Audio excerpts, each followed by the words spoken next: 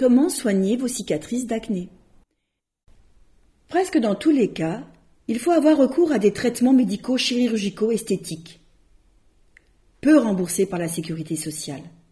Il faut donc bien en discuter avec le médecin avant de se lancer dans un tel traitement. Lorsqu'il s'agit de petites cicatrices peu profondes, elles peuvent être traitées d'emblée par peeling, laser ou dermabrasion. Les peelings moyens au TCA 30%, acide trichloracétique, et cicatrices d'acné. Le peeling consiste à faire peler la peau en appliquant dessus un produit chimique. Si la peau du visage dans son ensemble peut être améliorée par les peelings, en revanche, la profondeur d'une cicatrice trop profonde ne peut être modifiée. J'insiste. Un peeling moyen a un certain coût qui peut être partiellement pris en charge par la sécurité sociale. Plusieurs séances peuvent être nécessaires. Les lasers et les cicatrices d'acné. Actes non remboursés par la sécurité sociale. On les utilise comme stimulants des tissus en profondeur, mais considérés seuls pour cette indication, ils ne modifient pas significativement une cicatrice profonde. Plusieurs types de lasers peuvent être proposés pour améliorer les cicatrices d'acné peu profondes. Le laser de relissage CO2 ou le laser Herbom-YAG qui vaporise la peau sur une surface plus ou moins étendue sans laisser d'intervalle de peau saine. Ils permettent d'améliorer les cicatrices peu profondes, mais les résultats sont imparfaits. Cette intervention est coûteuse, un arrêt de travail de 10 jours est nécessaire. Il existe des risques de rougeur persistante, de taches brunes, de taches décolorées et de cicatrices pigmentées, dépigmentées ou en relief. Ce traitement n'est donc pas adapté pour corriger les cicatrices d'acné profondes et étendues sur l'ensemble du visage. Les autres lasers utilisés pour traiter les cicatrices d'acné sont des lasers fractionnels qui traitent la peau par petites zones espacées les unes des autres pour une cicatrisation plus rapide et diminuer les risques d'effets indésirables. On distingue les lasers fractionnels non ablatifs des lasers fractionnels ablatifs selon que la partie superficielle de la peau est détruite ou non.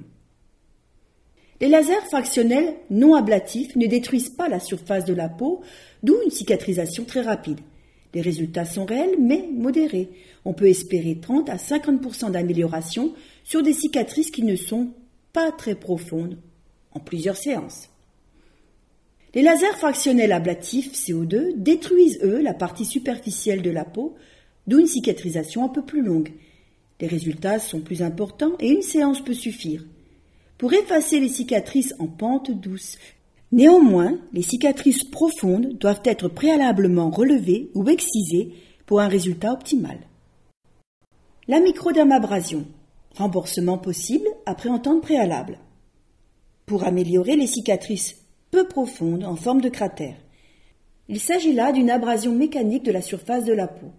La microdermabrasion consiste à projeter des microcristaux d'hydroxyde d'aluminium sur la peau, qui provoquent des micro-éclatements des tissus.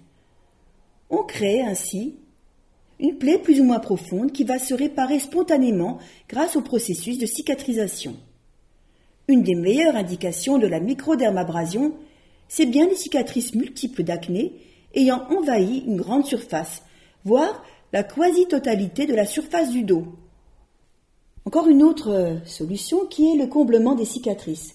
Pour surélever des cicatrices peu profondes, en pente douce, on injecte sous la cicatrice un produit de comblement résorbable, tel l'acide hyaluronique, après avoir débridé à l'aiguille le tissu fibreux qui tire la cicatrice vers le bas.